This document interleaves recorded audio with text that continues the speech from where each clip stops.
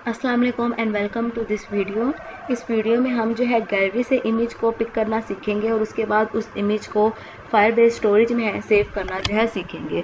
तो सबसे पहले जब हम इमेज को गैलरी से पिक करेंगे तो उसके बाद अक्सर जो होता है, जैसे आपने व्हाट्सएप पे देखा होगा, तो इमेज को हम क्रॉप भी कर सकते हैं। तो यहाँ पर सबसे हम वो भी देखेंगे कि किस तरह से हम इमेज को जब पिक करते हैं उसके बाद हम उसको क्रॉप कर सकते हैं। उसके लिए हमारे पास जो है एक लाइब्रेरी होती है। तो सबसे पहले जो है हम देखते हैं कि वो कौन सी लाइब्रेरी है क्रॉप इमेज को करने के लिए। तो ये हमारे पास जो है लाइब्रेरी है। इसको मैंने ऑलरेडी जो अपने प्रोजेक्ट में जो है सिंक कर लिया है, लेकिन यहाँ पर 2.8 वर्जन है, लेकिन जो मैंने है वो 2.4 वर्जन को जो है अपने प्रोजेक्ट में ऐड किया है। आप अपने प्रोजेक्ट में देख लेंगे कि जिससे वो जो है सिंक हो जाए, या जो भी आपके प्रोजेक्ट के लिए जो है वर्जन के लिए जो आपके लिए जो भी सूटेबल हो। उसके बाद जो है ये परमिशन है, जब भी हमने कोई इमेज हमने रीड करनी है या फायरबेस में स्टोर करनी है तो हमें जो है मैनिफेस्ट में ये परमिशंस ऐड करनी होती हैं। तो ये मैंने जो है ऑलरेडी ऐड की हुई हैं।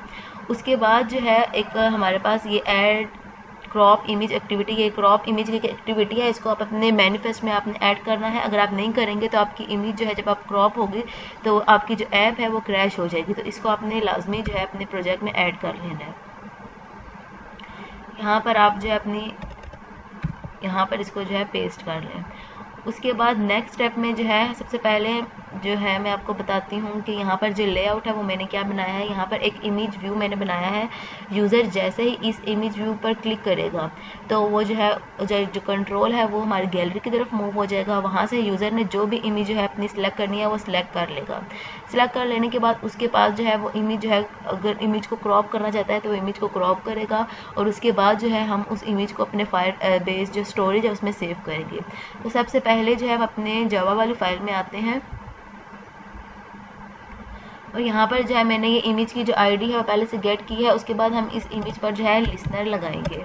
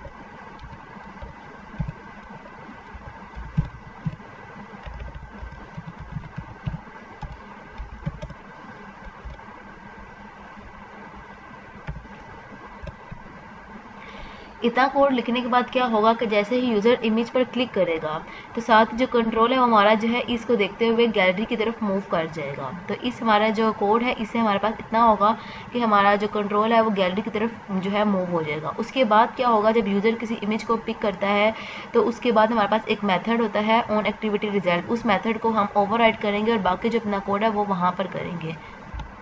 तो सबसे पहले जो है आप कंट्रोल ओ को जो है क्लिक करेंगे तो उसके बाद यहाँ पर लिखेंगे ऑन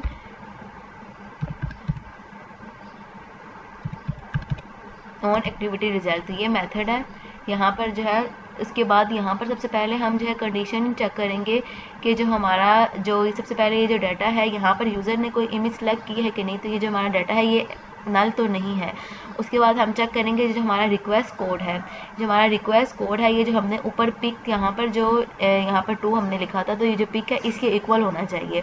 और उसके बाद जो हमारा रिजल्ट कोड है वो जो है रिजल्ट अंडरस्कोर जो ओके है उसके इक्वल होना चाहिए। तो यहाँ पर सबसे पहले जो है हम कंडीशन चेक करेंगे। तो यहाँ पर सबसे पहले मैं लिखूँगी इफ़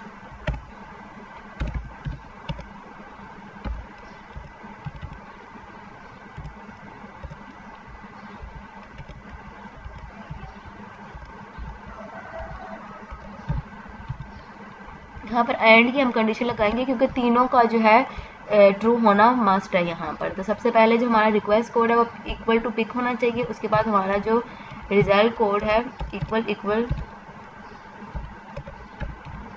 रिजल्ट अंडरस्कोर ओके।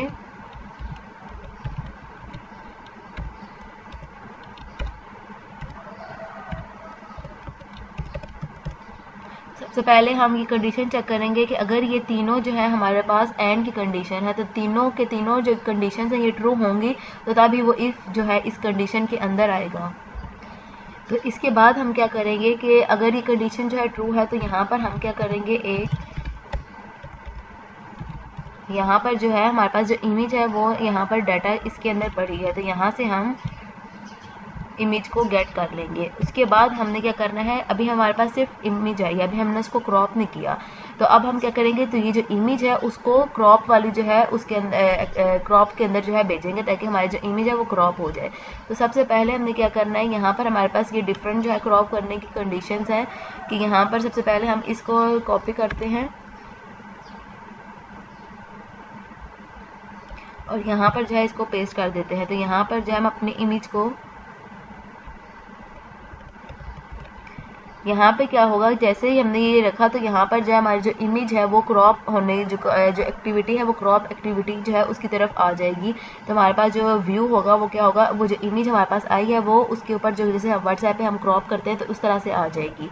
तो उसके बाद हमारे पास क्या है, उसके बाद हम जो है जो क्रॉप हमारे पास इमेज हो गई है उसका जो है हम URL जो है अपने URI जो हमारे पास क्लास है उसके अंदर जो है सेव करेंगे और उसके बाद उस URI को जो अपने फायरबेस स्टोरेज में सेव कर देंगे। उसके बाद हमारे पास जो है ये कोड है जो कि चेक करता है कि क्या जो हमारी इमेज है वो सक्सेसफुली क्रॉप हुई है कि नहीं। अगर तो हमारी जो इमेज है वो क्रॉप हो गई है तो हमारे पास ये वाली जो कंडीशन है ये जो है यहाँ तक चलेगी। अगर हमारे पास इमेज जो है क्रॉप नहीं हुई तो हमारे पास यहाँ पर हमारे पास एक्सेप्शन जो है वो आ जाएगी। तो इस कोड को जो है यहाँ से मैं कॉपी करके यहाँ पर जो है पेस्ट करती हूँ। यहाँ पर हम चेक करेंगे कि क्या जो हमारी इमेज है वो क्रॉप हुई है कि नहीं।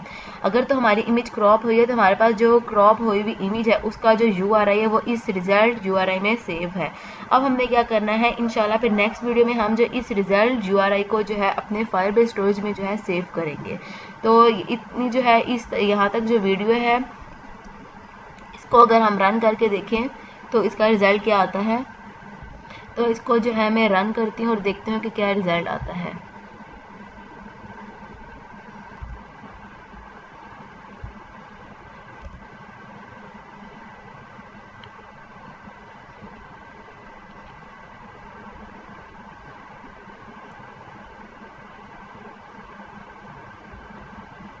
तो ये देखिए जो ये रन हो चुका है। तो यहाँ पर जो मैंने प्लेस होल्डर लगाया, इसको जैसे ही हम क्लिक करेंगे तो यहाँ पर जो है ये इंटेंट हमारा गैलरी की तरफ जो है चला जाएगा। तो यहाँ से आप कोई भी इमेज व्यू जब सिलेक्ट करेंगे तो ये देखिए ये आपको क्रॉप करने का ऑप्शन दे रहा है। तो ये इस तरह से आप इसको क्रॉप कर सकते हैं। जैसे कि व्हाट्सएप में एक बॉक्स के टाइप का जो है वो आपके पास आता है क्रॉप, तो वहाँ पर जो है वहाँ से हम उसको जो है करते हैं क्रॉप। तो यहाँ पर जो है उसका आप एक्सपेक्ट रेशो जो है सेट कर सकते हैं, जिससे आपका इस तरह से एक बॉक्स टाइप का जो है जो आप क्रॉप करते हैं तो वो आता है। तो यहाँ से जब आप इसको सिलेक्ट कर लेंगे जो अपने इमेज जो जिस तरह से भी आपको चाहिए, तो वहाँ से सिलेक्ट करने के बाद यहाँ से आप इसको क्रॉप कर देंगे। तो फिर उसके बाद यहाँ पर अगर आप शो करवाना चाहते हैं तो यहाँ पर जो आप इमेज को शो करवाएंगे वो जो है आपके फायरबेस जो है डाटाबेस वहाँ से आएगी। जो हम ये URI सबसे पहले हम इसको फायरबेस स्टोरेज में सेव करवाएंगे, उस URI को फायरबेस स्टोरेज से गेट करके हम अपने फायरबेस डाटाबेस में स्टोर करवाएंगे और फिर वहाँ उस डाटाबेस से जो है हम उस लिंक को गेट करेंगे और यहाँ पर अपने इमेज में इसको शो करवाएंगे।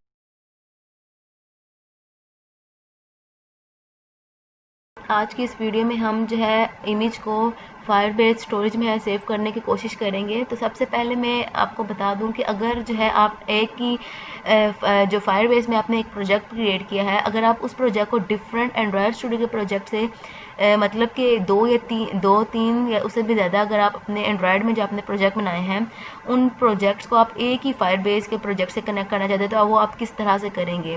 तो जो सबसे पहले हमने देखा था कि जो हमारी पुरानी वीडियोस थी, जो प्रीवियस वीडियोस थी, वहाँ पर मैंने एक टोस नाम से जो एंड्रॉयड स्टूडियो पे एक प्रोजेक्ट बनाया था, उस प्रोजेक्ट को मैंने एक फायरबेस के जो प्रोजेक्ट है उसे कनेक्ट किया था।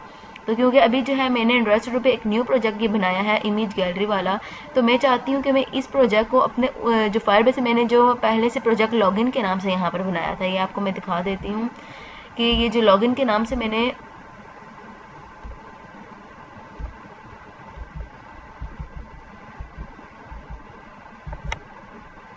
ये जो मैंने फायरबेस पे जो प्रोजेक्ट बनाया है, ये लॉगिन के नाम से मैंने जो बनाया है, तो इसी जो लॉगिन की जो प्रोजेक्ट है, इसी को जो है मैं अपने इस प्रोजेक्ट से भी कनेक्ट करना चाहती हूँ। तो वो किस तरह से आप जो है कर सकते हैं। तो सबसे पहले आप यहाँ से अपने प्रोजेक्ट सेटिंग में जाएंगे।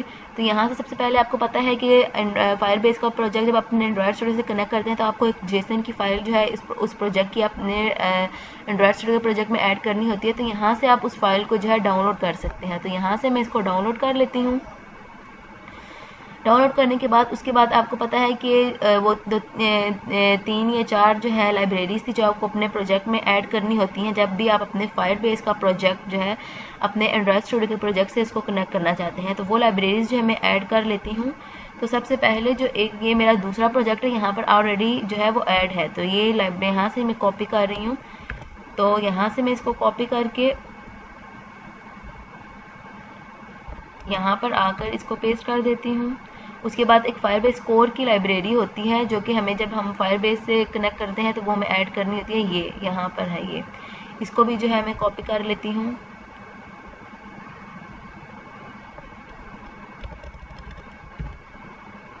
अगर आप फर्स्ट टाइम क्रिएट कर रहे हैं फायरबेस पे प्रोजेक्ट तो यहाँ वहाँ पर जो है ये स्टेप बाय स्टेप लाइब्रेरीज दी जाती हैं, आपको पता होगा। और अगर आप सेकंड टाइम कर रहे हैं तो ये आप अपने दूसरे जो प्रोजेक्ट जहाँ पर आपने ऐड किए हुए वहाँ से आप जो है कॉपी करके पेस्ट कर सकते हैं। उसके बाद एक और लाइब्रेरी है जो यहाँ पर होती है, इसको मैं कॉपी करके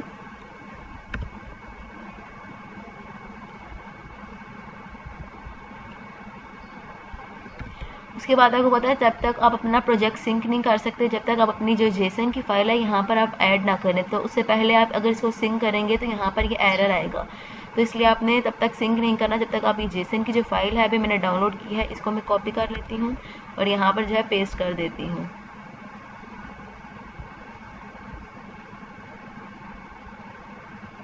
ऐप के फोल्डर में आपने इसको पेस्ट करना होता है। यहाँ पर इसको मैंने पेस्ट कर लिया है। पेस्ट करने के बाद यहाँ पर आपको नज़र आ रहा है कि जो पैकेज नेम है वो पिछले प्रोजेक्ट का है, टोस्ट है, क्योंकि हमने उसके लिए बनाया था। तो यहाँ से आप इसको रिमूव करके अपना जो है पैकेज नेम इसको जो है आप लिख देंगे।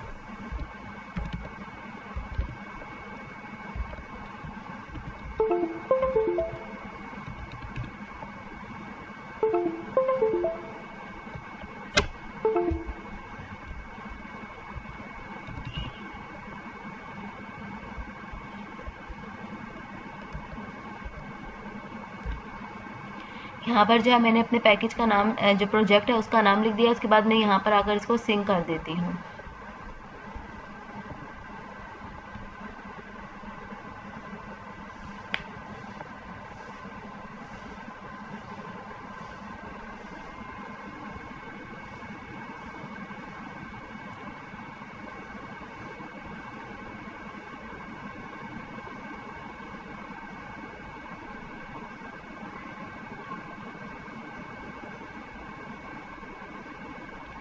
देखिए जो है सक्सेसफुली सिंक हो गया है। इसके बाद हमने क्योंकि जो है इमेज है उसको स्टोरेज में जो है सेव करना है, तो इसके लिए हमें स्टोरेज की लाइब्रेरी भी चाहिए।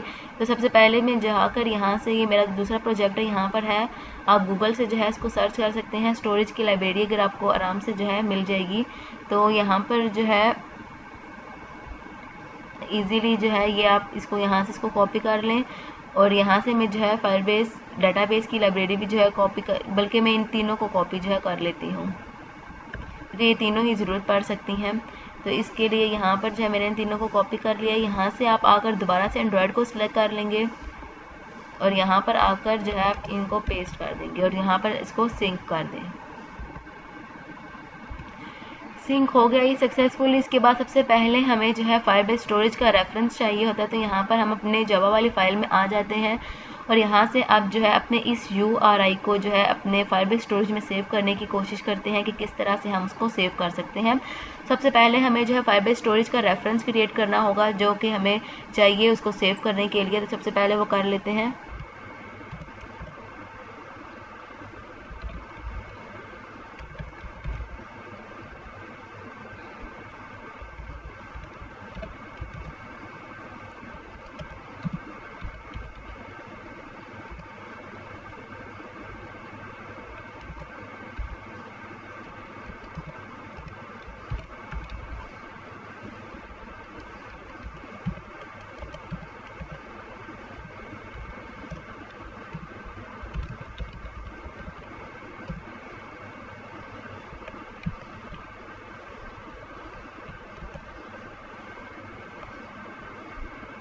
इस तरह से जो है अपने फायरबेस के जो है रेफरेंस हमने क्रिएट किया है। तो इस इमेजेस में सबसे पहले हमारे पास क्या होगा कि जैसे ही यहाँ पर जो है स्टोरेज वाले हम सेक्शन पर क्लिक करेंगे तो सबसे पहले जो है यहाँ से हम इसको गेट स्टार्टेड कर देते हैं।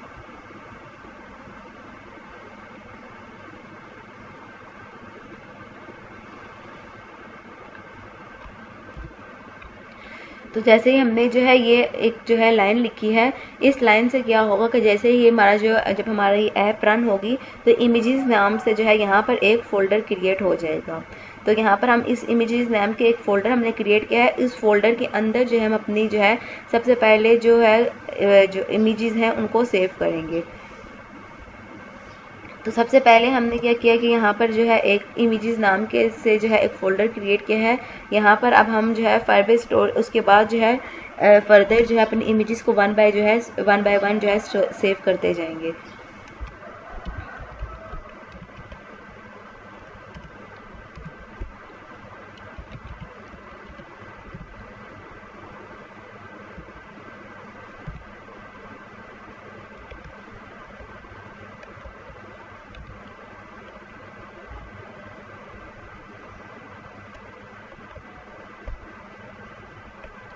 अब जो है हमने यहाँ पर अपनी इमेज को स्टोर करना है। तो यहाँ पर इसको हम जो है यहाँ से ऊपर डिक्लेयर कर देते हैं ताकि हम इजीली जो है इसको गेट कर सकें।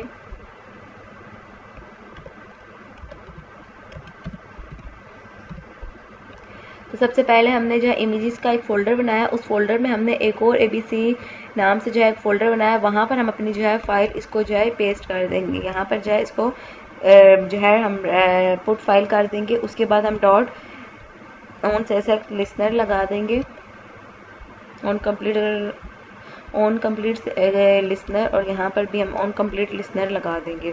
उसके बाद यहाँ से इस लाइन से क्या होगा कि हमारी जो इमेज है वो ABC फोल्डर के नाम से जो है यहाँ पर सेव हो जाएगी। अब हमारी जब इमेज फायरबेस स्टोरेज में सेव हो गई है तो हमने उस इमेज का हमने जो लिंक है वो गेट करना है। मैंने आपको पहले भी बताया था कि वो जो लिंक है वो लिंक हम गेट करके सबसे पहले अपने फायरबेस डाटाबेस में स्टोर करेंगे, और वहाँ पर जब हमारा जो वो लिंक स्टोर हो जाएगा तो हम अपने ये जो इमेज है यहाँ पर अपने जो हमारा जो इमेज व्यू है वहाँ पर हम जो है उस इमेज को फायरबेस डाटाबेस से गेट करके जो है शो करवाएंगे। तो इस लाइन से हमारा पास क्या होगा कि जो इमेज है वो स्टोरेज में सेव हो गई है। अब हमने उस इमेज जो सेव हुई है उसका लिंक जो है गेट करना है। तो वो हम किस तरह से गेट करते हैं वो देखते हैं अब।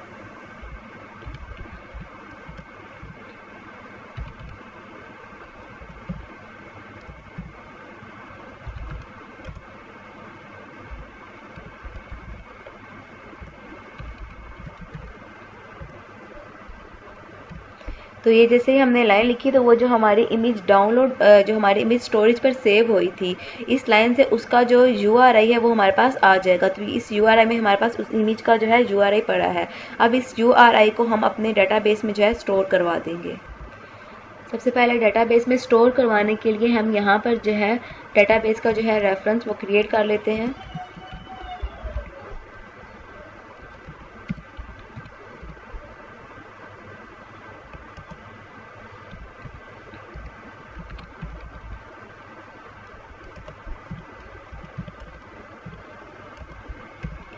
यहाँ पर मैं इमेज के नाम से जो है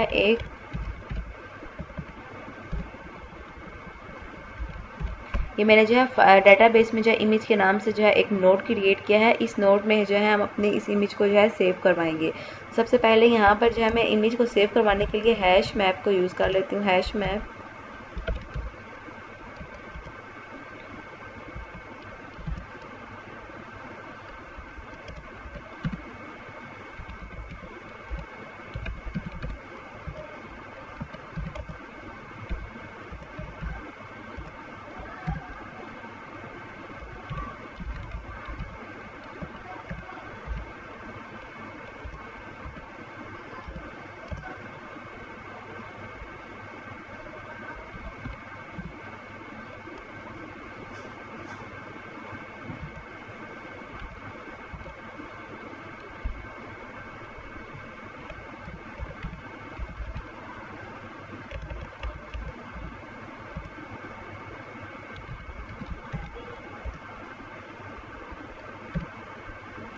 तो इस तरह से जो है हमारा जो URI है वो डेटाबेस पे जो है स्टोर हो जाएगा। यहाँ पर जो है मैं सक्सेसफुल है तो यहाँ पर मैं एक टोस्ट लगा देती हूँ ताकि हमें पता चल जाए।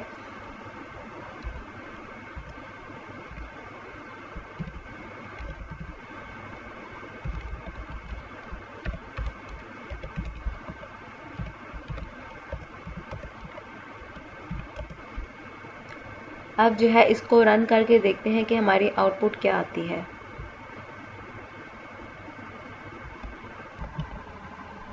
चलिए इस कोड को जो है हम रन करके देखते हैं। अब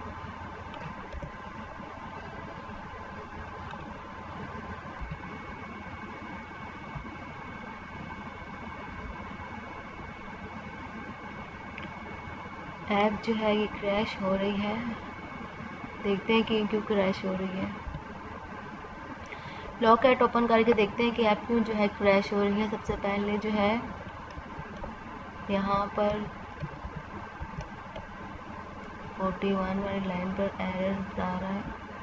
तो यहाँ पर जो है ये जो कोड है ये हमने ऑन जो है क्रिएट मेथड पे जो है लिख दिया है। तो जैसे ही सबसे पहले जब ऐप जो है रन होगी तो वो यहाँ से रन होना शुरू होगी। तो इस टाइम जाहिर सी बात है रिजल्ट UI में जो है कुछ भी नहीं पड़ा हुआ, तो इसलिए ये कोड जो है यहाँ पर नहीं लिखना चाहिए था। यहाँ से इसको कट करके यहाँ पर हमारे पास जो है इमेज का जो है URI आएगा, तो यहाँ पर मैं जो है इसको पेस्ट कर देती हूँ और अब मैं जो है इसको रन करके देखती हूँ।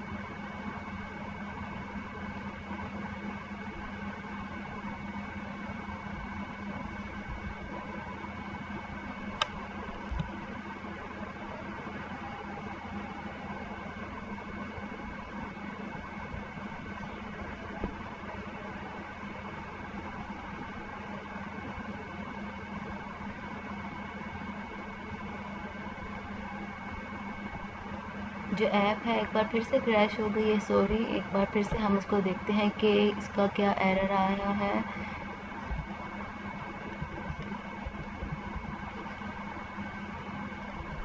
यहाँ पर हमारे पास डेटाबेस का कुछ एरर आ रहा है, एक बार हम उसको देख लेते हैं। डेटाबेस में जो कोड हमने किया था यहाँ पर हमने जो है अपडेट किया चाइल्ड, और चाइल्ड में हमने URI, सॉरी यहाँ पर जो है ना इस URI को आपने सबसे पहले स्ट्रिंग में कन्वर्ट करना था।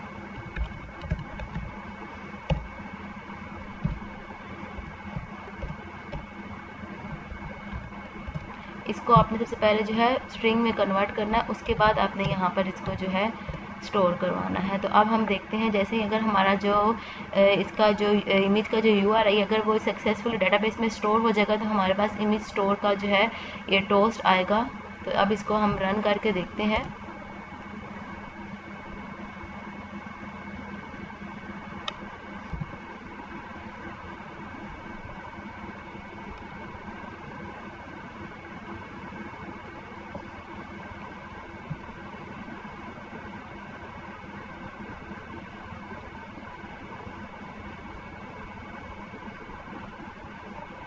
यहाँ पर जो है ये सक्सेसफुली जो है रन हो चुका है। तो अब जो है इसकी जो मैंने अपने फ़ोन से जो है इमेज को सिलेक्ट करके जो है अपलोड कर दी है। अब यहाँ पर जो है इसको अगर देखना है आपने तो यहाँ से हम देख सकते हैं। ये देखिए यहाँ पर जो है ये इस तरह से इसका जो URI है वो यहाँ पर आकर जो है स्टोर हो गया है। इस अगर URI को आप जो है कॉपी करें और यहाँ पर अगर आप आके इसको पेस्ट करते हैं तो यहाँ पर जो है आपको वो इमेज जो है जो आपने सेलेक्ट की होती है वो आपको यहाँ पर यूँ नज़र आ जाती है। तो ये देखिए ये मैंने इमेज जो है अपलोड की थी, तो यहाँ पर जो है ये सक्सेसफुली जो है अपलोड हो गई है। आज की इस वीडियो में जो है हमने जो प्रीवियस वीडियोस में इमेजेस स्टोर करवाई थी अपने डाटाबेस में, उस इमेज को रिट्रीव करेंगे और अपने इमेज व्यू में शो करवाएंगे। उसको शो करवाने के लिए हम जो है पिकासो की लाइब्रेरी उसको यूज़ करेंगे। तो यहाँ पर जो है हमारे पास पिकासो की लाइब्रेरी है।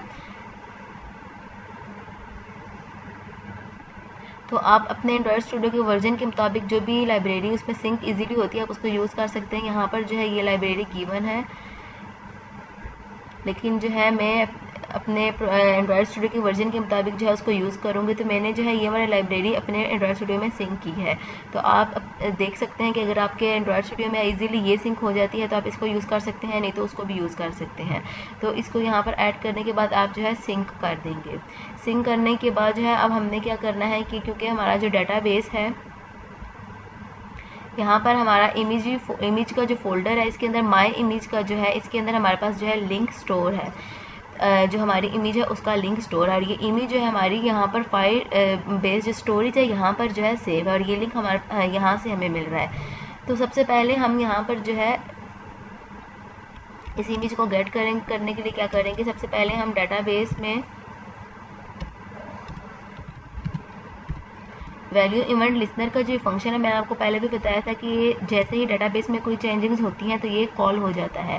तो यहाँ पर जो है इस तरह से हम इसको जो है लिखेंगे। उसके बाद यहाँ पर हम अपनी इमेज को सबसे पहले तो डाटा स्नैपशॉट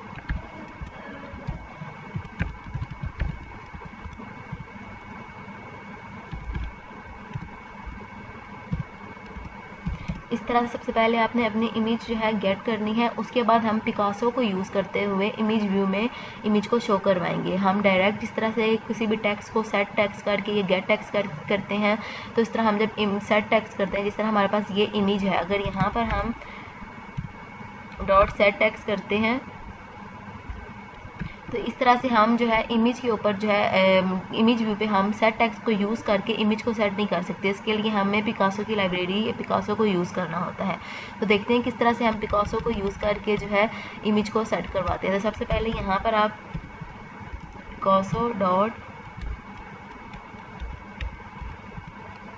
सबसे पहले आपने जो है यहाँ पर पिकासो में कॉन्टेक्स्ट देना होता है अपनी एक्टिविटी का।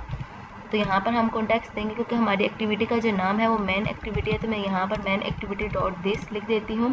उसके बाद यहाँ पर आपने जो है लोड बताना होता है कि हमने जो है कौन सी जो है इमेज उसको लोड करना है। तो हमारे पास जो इमेज है वो कौन सी है, इमेज 1 के नाम से जिसको हमने लोड करना है।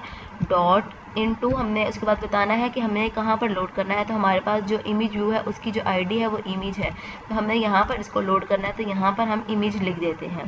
तो इस तरह से इसको यूज़ करके जो है हम इसको यूज़ कर सकते हैं। उसके बाद यहाँ पर एक और जो है यहाँ पर प्लेस होल्डर होता है। अगर आप चाहें तो यहाँ पर आपकी मर्ज़ी है कि यहाँ पर आप लगाएं कि नहीं, कि जब तक आपकी जो इमेज है वो जब तक लोड नहीं होती तब तक जो है ये प्लेस होल्डर उस इमेज व्यू में जो है आ जाता है। और जैसे ही आपकी इमेज जो है फायरबेस से गेट होती है तो प्लेस होल्डर जो है रिमूव हो जाता है और वो जो इमेज है आपकी वो आ जाती है। तो यहाँ पर ये आपकी मर्ज़ी है कि आप इसको लगाना चाहते हैं तो लगा सकते हैं, नहीं तो आपकी मर्ज़ी है। तो उसके बाद अब इसको जो है हम रन करके देखते हैं।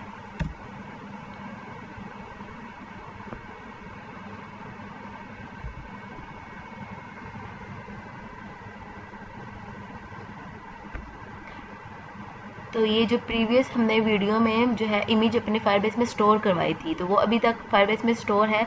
तो इसने जो है वो वाली इमेज यहाँ पर आकर उसने लगा दी है।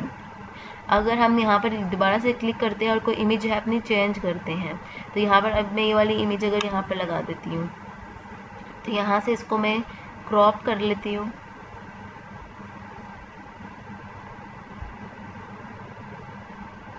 क्रॉप करने के बाद यहाँ पर देखिए सबसे पहले ये इमेज जो है फायरबेस में स्टोरेज में सेव होगी, वहाँ से फिर जो है डाटाबेस में सेव होगी। तो देखिए सबसे पहले ये डाटाबेस में स्टोर हुई और वहाँ से ये इमेज जो है यहाँ पर आई है।